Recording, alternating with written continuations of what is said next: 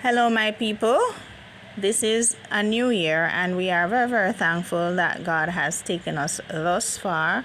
But today, I want to talk about the issue of pre-diabetes into diabetes. If we are determined that we're gonna just eat, drink, and be merry this year and not put in any effort, not bother to do any resolutions, because some people say they can't bother with the resolutions, they are crappy and they lose motivation, by a certain time. You join the gym in January, and by March, April, you don't bother anymore because you're not motivated and you get too busy, and you have to just follow what your friends are doing, which is to go out all the time, eat and drink and be merry, all the crappy food that they want, and a lot of alcohol, and all of this leads to what is called pre-diabetes, especially for persons who are in the black and brown population, persons of African descent and Latin American descent.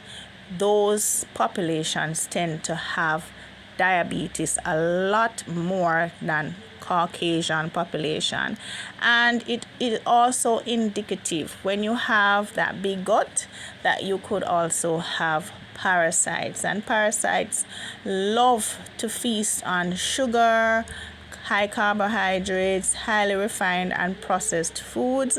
And when we are eating and drinking these things, the sodas, the alcohol, and just feasting on these things most of the time, then we are setting ourselves up for pre-diabetes.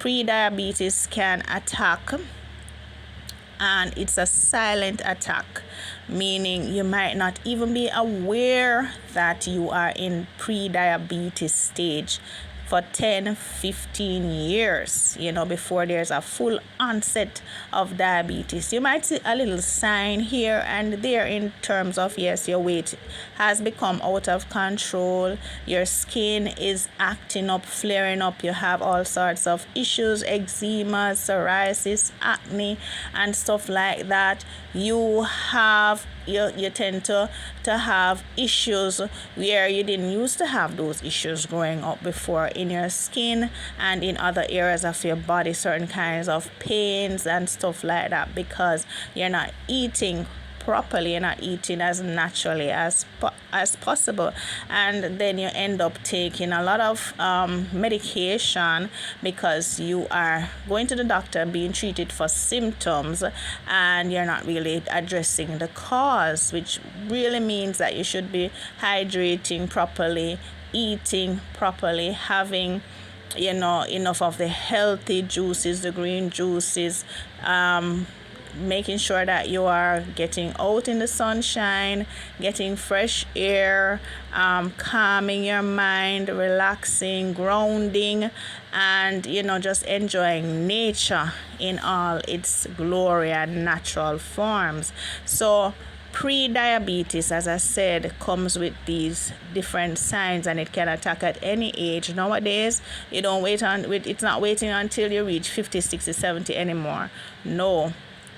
For persons who get type 2 diabetes, especially, because type 1 persons tend to be born with it many times, right? Even young babies can have it, but type 2 creeps up on us, and it can attack you as a child, it can attack you as a teenager, it can attack you as a young adult, right? It can attack you in your middle age. So it's not just a disease for elderly persons anymore, right? So get an understanding that pre-diabetes, if it runs, as they say, in families, on whether mother or father side, then you are at a higher risk of getting full onset diabetes in another 10-15 years. If you have a big bloated stomach, right, which tells you that you have insulin resistance, you might have parasites likely, and you need to detox, you need to cleanse, you need to ensure that you're eating properly and drinking properly, and you need to come to me so that you can get educated and get the stuff that you're gonna need that will start the process of taking you out of pre-diabetes and avoiding diabetes altogether. Right? So let's get it done in 2026 and beyond.